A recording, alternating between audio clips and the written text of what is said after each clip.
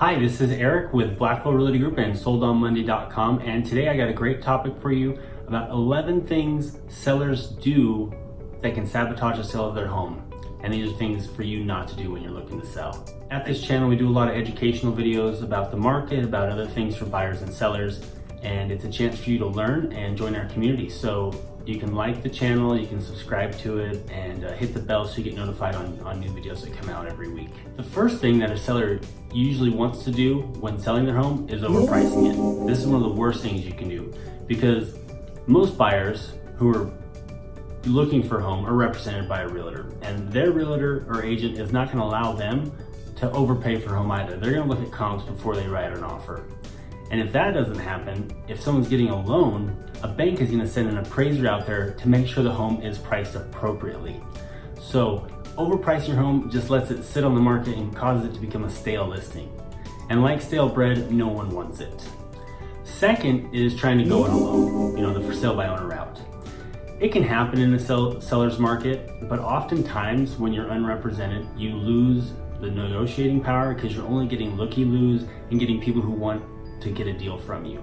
So hiring a professional usually gets you more money in your pocket even after paying realtor fees. Third is failing to put any money or elbow grease into making, easy maintenance repairs on your home. So a lot of common things that a seller will do when they're listing a home that'll help a ton is, maybe a fresh coat of paint on a room that kind of has too loud of paint, some fresh landscaping, a few annuals or some new mulch, things like that. It really spruces up the property. And when you do small things like that, people start to notice and they're not going to be concerned about other things that might pop up in inspection. And either way, if you don't do any of these repairs, they're probably going to come up in a professional inspection and you're just going to get beat up on those later on by a reduction in price or some other sort of concession. So it's better just to get it done early on. Fourth is not hiring a professional photographer. I know cell phone pictures are amazing, but they're not done by a professional and they're not done properly. They're just ugly. I know, I've taken some with my cell phone. I always hire a professional for listings and they just look better. So no matter what you decide to do, hire a professional photographer. That's part of our service here at Sold on Monday and Blackwell Realty Group. So it's just the best route to go. It costs a little bit of money, but it works really well. Number 5 things that some sellers do to sabotage the listing is trying to be present when the person comes to look at your house. That's a no-no. It just makes for this awkward, feeling. Buyers are kind of sketched out because they're like, oh, why is this person following me around the property? Or why are they sitting outside? It just makes it uncomfortable. So if you're selling your home, don't be there when a buyer's coming to walk through your house. Just don't do it. Number 6 is not disclosing everything about your property. When selling a property, you're required by law to fill out a seller disclosure. And that basically gives the whole history of the property, and you end up signing it, the buyer ends up signing it, and you can't lie on that. And even if it's something small, something big, if you have a question about it, just disclose. Disclose, disclose, disclose. You're protecting yourself, and trust is huge in a transaction this big for you and the buyer. So disclose everything and then let the chips fall where they may. That's how it works. The 7th thing that a lot of sellers don't want to do is they don't want to take care of the landscaping. That curb appeal is huge when people come to walk through your house, especially for an open house when you got tons of people in there. So you want to make sure you're paying attention to the landscaping. So like I said previously, plant some annuals, put a little bit of mulch down, mow the yard right before pictures are taken, right before the open house is taken. Do small things like that. If you need to, repair the fence. All of those things matter.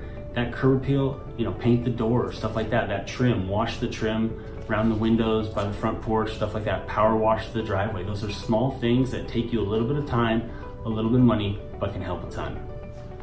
The 8th things that sellers do to sabotage their listing is thinking that their clutter can be overlooked, that it's okay to leave that.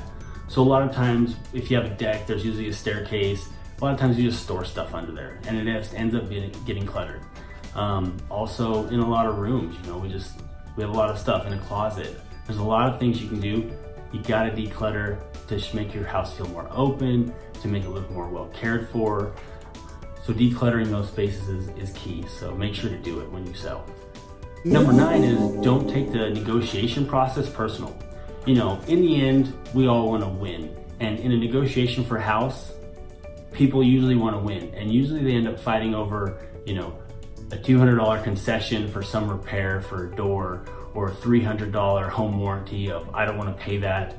And in the end, it's $300 of a transaction that's $200,000 to $500,000, or maybe even $1 million.